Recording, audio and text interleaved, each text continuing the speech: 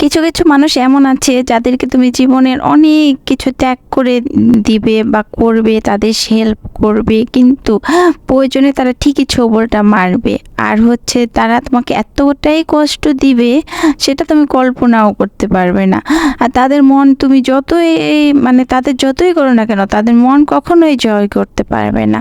কারণ হচ্ছে কি জানো, তাদের না কোনো মন বলতে কোনো জিনিসই নেই। এখন আমি এটা ধরে নিয়েছি তাদের মনই নেই, উপরওয়ালা বলে তাদের মনই দেয়নি, তাদেরকে পাথর বানিয়ে পাঠিয়েছে।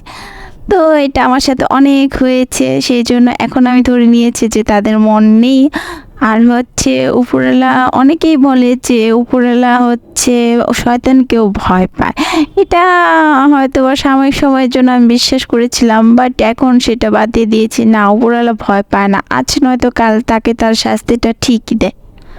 তো আজকে রান্না করেছিলাম হচ্ছে আলু, পটল আর হচ্ছে একটা গাজর দিয়েছিলাম, ওটা আমার বেবির জন্য। তোমরা চাইলে স্কিপ করতে পারো। এগুলা দিয়ে নলা মাছের একটা ঝোল। তো ফার্স্টে আমি মাছগুলোকে খুব সুন্দর করে ভেজে নিয়েছি। ভাজা হয়ে গেলে আমি পেঁয়াজটাকে জিরে ফোড়ন দিয়ে পেঁয়াজটাকে একটু ভেজে নিয়েছি। পেঁয়াজটা ভাজা হয়ে গেলে টমেটোগুলো দিয়ে তার মধ্যে লবণ দিয়ে দিয়েছি যেন টমেটোটা সফট হয়ে যায়। দেন আমি সব মশলাগুলো দিয়ে দিয়েছি। আমি কিন্তু এখানে আদা বাটা রসুন বাটাটা ইউজ করিনি, কারণ মাছে আমি সেটা পছন্দ করি না। তো এখন দিয়ে দিয়েছি হচ্ছে সবগুলো সবজি দিয়ে আমি সামান্য পরিমাণে একটু জল দিয়ে দিয়েছি যেন মশলাটাও না পড়ে যায় এবং সবজিটাও 80% সিদ্ধ হয়ে যায়। এখন হচ্ছে আমি ঝোলের জন্য জল দিয়ে দিচ্ছি আমার যতটুকু পরিমাণ প্রয়োজন। তো আমার ঝোলটা বলক চলে আসলে মাছগুলো দিয়ে দিয়েছি, খুব সুন্দর করে নেড়ে এখন ঝোলের সাথে মিক্সড করে দিব যেন মাছগুলো ভিতরে ঝোলটা ঢুকে। দেন এখন আমি হচ্ছে ঢাকনা দিয়ে দেব যেন বাকি যে মাছগুলার সবজিটা ওইটাও সিদ্ধ হয়ে যায়। আর উপর থেকে একটু ভাজা জিরের গুঁড়োটা দিয়ে দিলাম।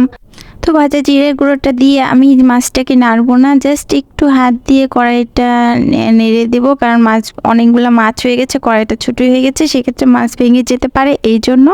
আর এখন উপর থেকে কিছু ধনিয়া পাতা দিয়ে দিচ্ছি। তো ধনিয়া পাতাটা দিয়ে আমি একটু চেপে চেপে দিব যেন ধনিয়া পাতাটা একটু ঝোলের ভিতরে যায়। তারপর হচ্ছে আমি একটু মানে খুবই অল্প সময়ের জন্য ঢাকনাটা দিয়ে দেবো। তো এই তো আমার মাছটা রেডি হয়ে গিয়েছে। আমার ভিডিওগুলো যদি ভালো লেগে থাকে অবশ্যই আমার চ্যানেলটি ফলো দিবেন এবং একটি লাইক করবেন এবং কমেন্টে আপনাদের মতামত জানাবেন।